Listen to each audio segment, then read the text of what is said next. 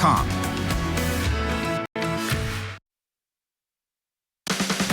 Now, from Nebraska's trusted news source, this is Channel 8 News at 6. We begin tonight with breaking news. First responders putting even more force into fighting the wildfires in Los Angeles. We're not doing this to inconvenience anybody. We're doing it to protect the structures, the houses that people have left.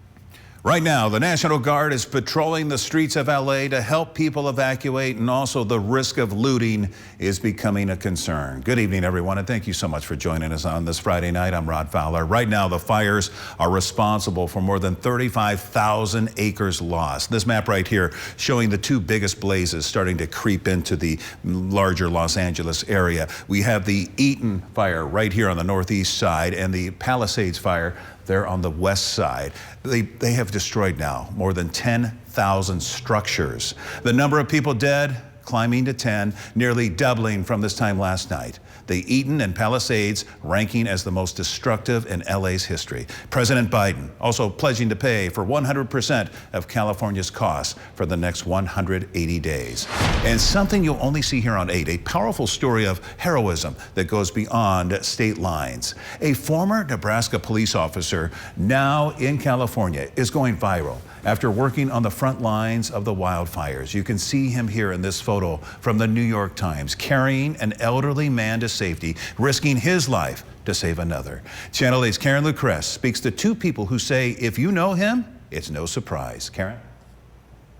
Rod, as the devastating wildfires have left countless families displaced, one former Grand Island police officer has emerged as a symbol of hope. I spoke with the former colleague and his wife about the pride they feel for him. As the wildfires roar through Southern California, lives are at risk. But a brave few are stepping up to the literal line of fire. Officer Christian Benuelos was photographed by the New York Times as he carried a man to safety, a moment that would soon be shared with hundreds of thousands across the country. He had talked to me on the phone and said, I just carried someone out of their home. New York Times might have captured a photo. He didn't really have strong emotions at that time, just because he was finally getting home from such a tragic night. Before the former Grand Island police officer, now serving in the Pasadena Police Department, saving lives is nothing new. He shares it's a war zone. It just looks like a war zone. He doesn't really have the time right now to become emotionally attached because he has jobs to do. It's very important what he has shared with me, that they emotionally detach themselves from getting too caught up in the emotions that can be involved. It wasn't easy for Officer Benuelos to move to California, but his wife says he always had one goal in mind: to serve. He is a DC Comics fan, and if you know Christian, for anybody watching this, you know exactly what I mean. He has instilled in his heart that being a hero is something he admires. And this is only bringing to light what he's always wanted to stand for. Ashley says if you know her husband, you would know that's just the kind of person he is. That just is a true image of who he is. But what he would say is that my job is a team effort, and he gives praise to fellow officers, fellow administrators from Nebraska who molded him to become the officer he is today. But there is one person who knows Officer Benuelos maybe just as much as his wife.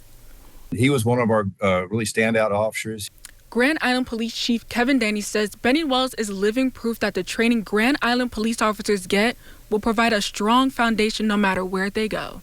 I could not be more proud of one of our former officers in Christian Benuelos out there helping on the front lines, saving lives, and doing the job that police officers and firefighters around the country do every day. Now, I wasn't able to talk to Officer Benuelos because he's getting some well-deserved rest.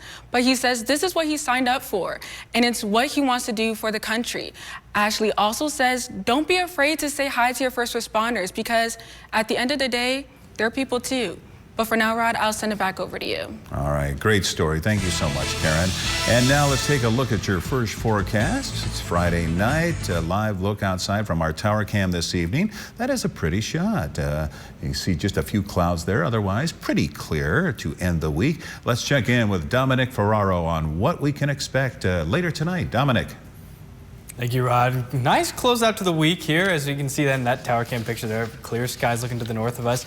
Taking a look at just another angle here. This is our Honda of Lincoln cam, South 27th and Yankee Hill. Seeing a little more cloud cover here in this shot. This is out facing to the southwest, but other than that, a beautiful sunrise to close things out here in the capital city. Temperatures right now across the state in between the lower 20s to the north of us. Right now near Lincoln into the lower 30s, upper 20s near the Tri-Cities. Wind speeds right now beginning to calm down as we lose some of that daytime heating, a little less of a turbulent atmosphere, much more calm as we work our way into the hours tonight. Satellite and radar showing a stray flurry up near Chadron. Some heavier cloud cover out in the western part of the state, but keeping things mostly clear, and Stormcast showing that to be the case throughout most of the evening tonight. Then early morning tomorrow, we see some forms of mixed precipitation out in the western corner of the state. That'll work its way into the southeastern part of the state around lunchtime, so maybe keep that in mind for any early weekend plans tomorrow. Temperatures tomorrow for the capital city looking to be pretty cool into the upper 30s for most of us here. 39 that high temperature tomorrow in Lincoln. All right, thank you, Dominic. Some new details now on a new bill in Nebraska's legislative session. Despite whatever feelings or emotions or identity crisis one could be going through, there's always going to be major things that decipher male and female. And both parties should be able to see why it's necessary to have designated areas for both, and also to be able to reason with how dangerous it could be when one infiltrates the other. The bill would ban transgender Nebraskans from using certain bathrooms and locker rooms. This bill not sitting well with everyone. The group Out Nebraska speaking out against the announcement. Nobody's equality before the law should ever be put in jeopardy, and that is exactly what this bill does. By touching everything that government controls, it targets transgender Nebraskans. This bill is actually an escalation. During the event, dozens of protesters showing support for the trans community. They lined the halls of the Capitol. Happening now, Lincoln is getting some big help in reducing a dangerous intersection. Today, the Federal Railroad Administration announcing almost $68 million in grants to improve train crossings here in Nebraska. Our Jake Coleman joins us live from 33rd and Cornhusker, which is where the bulk of the money is going. Jake. Yeah, Rod, the people of Lincoln had been waiting a long time for this intersection railroad crossing here at 33rd and Cornhusker to get improved, and today they are finally getting their wish. Now, the city will use a federal grant to eliminate the two crossings here at 33rd and Cornhusker. The government is giving grants to 3 projects to improve railroad safety here in the state of Nebraska. Of course, the one I mentioned, 33rd and Cornhusker right here in Lincoln. Another one, a study of crossings in Grand Island, and also a study of the crossings between Omaha and Lincoln. Now, the project in Lincoln will eliminate those 2 crossings near the intersection, and you might ask how? It's by building a bridge over the corridor. And according to the city, these 2 railroad crossings are some of the most dangerous in the state of Nebraska. Drivers also complain of long waits at the tracks. But after talking with some people today here in the area, they say this project will help a lot. That's something the city needs, because that's an everyday route for me every day. So it'd be a lot better because everybody be trying to get to work at the same time. Then when the train on the track, then you gotta wait 5 or 10 minutes for it to go by. So it'd be really convenient. I just think it'll be great. It'll be save everybody more time. Everybody can get to work on time. So I think it'd be very nice to have the bridge built, And the $66.7 million for this spot is part of up to $1.1 billion of federal investment aimed to improve thousands of highway rail crossings across the entire country. Now, this project, of course, still in the very early stages of this. It's not clear how long this process might take, but coming up tonight on the News at 10, we'll have for you when this project will all officially get started. For now, reporting live here in Lincoln, Jay Coleman, Channel 8 News. All right. Thank you, Jay. Coming up, pulling through how this Lancaster County girl is recovering after a liver transplant. Stay with us. There's DNA. Then there's heavy-duty DNA. HDNA. It's engineered into every aspect of the GMC Sierra HD. With the pulling power to prove it. Tow hitches of the world, prepare for glory. Get 5.9% APR for 84 months on Sierra heavy-duty Denali models. That's over $5,300 in average finance savings. You've seen it on TV. Now see it live. The GT Arena Cross Nationals are invading the Sand Hills Global Event Center January 10th and 11th. Presented by Murphy Tractor Equipment and Edwards Motorsports. The stars of the GT Arena Cross, the Intimidator, Ben Nelco, and the Cowboy, Cheyenne Harmon, battle it out on the biggest track of the year with Scotty Scrub Miller and the Wheelie King. Get free kids tickets at area Napa Parts stores. Save $5 with discount tickets at arenamotocross.com. Happening now, Lincoln officials busy working on several investigations tonight. Let's get you updated. One is a suspected arson on a bike trail near 33rd and Sheridan Boulevard. Police saying they found a metal can and paper set on fire under a tree late last night. That blaze then made the can erupt, scattering fire across the trail. So far, no suspects have been identified in that case. LPD also saying a recent incident with a Lyft driver could have happened to multiple people. On Tuesday, we told you about this. They arrested Yolasi Aranda, and they say he held one of his passengers against her will. LPD is asking any victims to call them and speak to an investigator. And there's a chance of a stray flurry tomorrow, and then we'll see a brief cool down over the weekend. I'll have your full forecast coming up after the break. Are you working in or looking to get into the electrical construction industry? The electrical workers of Local 265 are now hiring licensed journeymen and apprentices and are offering great pay and benefits. Call Mike at the IBEW to apply. Start your electrical career today. Your attention, please. The Nebraska Lottery has given $1 billion back to Nebraska since 1993. The money has gone to protect Nebraska's environment, support education, and maintain facilities at the state fair. The Nebraska Lottery is helping to build a better Nebraska today and into the future. Which room in your home could use new flooring?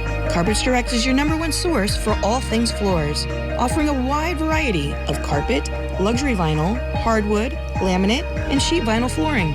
Carpets Direct, South 48th Street, Lincoln. Fargo is your virtual assistant from Wells Fargo. Oh, come on. Fargo lets you do this. Fargo, turn off my debit card. I found it. I found my card. And also this. Fargo, turn on my debit card. Do you, Fargo? You can with Wells Fargo. What else can Fargo do? Quickly tell you what you spend on things like food. Fargo, what did I spend on groceries this month? Hey, Dad, can the guy stay for dinner? No. Learn more at wellsfargo.com/getfargo. Get 15% off everything you can fit in the bag at Menards. Good maintenance equals longer vehicle life. And Menards carries automotive products from trusted brands to help keep your vehicle on the road. Quaker State Full Synthetic Motor Oil is designed to deliver more power while also providing unsurpassed protection against friction and wear. Right now, get 15% off Quaker State Oil plus everything you can stuff in the bag. Save big money at Menards. Has severe weather taken a toll on your home's roof, siding, or gutters? Call RoofGuard for our exclusive free home protection guarantee. Upgrade into an impact-resistant roof system with free Class 3 shingles. Our best-in-class lifetime workmanship warranty on all products promises a lifetime of service. Plus, you'll receive free gutter guards with every roof system installation. Call for your free home protection guarantee today and join the thousands of lifetime customers in the RoofGuard family in Southeast Nebraska. Are you working in or looking to get into the electrical construction industry? The electrical workers of Local 265 are now hiring licensed journeymen and apprentices and are offering great pay and benefits. Call Mike at the IBEW to apply. Start your electrical career today. Now, your Storm Alert Team Forecast from Nebraska's trusted news source.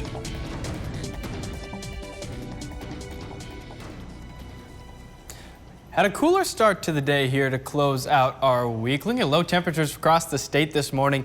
Chilly out in the western side. 4 degrees for that low temperature in North Platte. 6 degrees for that low in Valentine. A little warmer on the eastern side of the state. We saw low temperatures this morning into the upper teens and lower 20s for most of us, but definitely still winter jacket weather. And taking a live look right now at our North 48th Street ABC Seamless camera. Things have quieted down across the capital city here. Everyone's working their way home after we finished up work for the week here. Mostly clear skies right now in the capital city. Current temperatures right now in the mid to lower 30s for most of us here in the southeastern part of the state. 28 in Nebraska City, 28 in Hebron. Cooler out west, 27 in Broken Bow, 23 in O'Neill right now for the current temperatures. Close to home here out near the Tri-Cities. Much of the same story. Temperatures into the upper 20s for most of us. 28 in York, 26 up in Columbus right now. Cool spot in Wahoo right now, 21 degrees there. It's much warmer here in the capital city. Wind speeds right now have started to die off as we kind of lost some of that turbulence due to solar heating throughout the day here. Wind speeds between 5 and 10 miles per hour for most of us. Satellite and radar keeping things mostly clear. Some heavier cloud cover over here in parts of western Iowa, and we take a step back here. Heavier cloud cover on the western part of the state here. Small little band of snow showers up in the northwestern corner of the state near Shadron. Stormcast is going to show some heavier cloud cover working across the central part of the state and into the southeastern corner tomorrow. But the real thing we're going to keep an eye on here is kind of this mixed precipitation. Could be rain, could be snow, could be a little bit of both as we work our way into the start of the evening. And we'll see chances for that here in the southeastern corner of the state closer to lunchtime tomorrow and continuing into the early evening hours there. So definitely going to want to keep an eye on that weather there as we work away. No major accumulations expected with this, but could make any potential afternoon plans a little difficult tomorrow. Now tonight, temperatures will drop down into the teens, mostly cloudy skies. Wind chills could drop near 10 degrees, even below that for some of us. Winds staying light into tomorrow, and the high temperature jumping up to 38. That's why we're talking mixed precipitation, just because it's so far above freezing. Still a chance of flurries throughout the afternoon, 5 to 10 miles per hour out of the west for the wind speeds there. Now the rest of your week here, you're going to see breezy conditions on Sunday, highs into the lower 30s, cooling off at the start of the week, highs on Monday and Tuesday into the mid to upper 20s. Then we warm up next week, but however, don't get those shorts out just yet.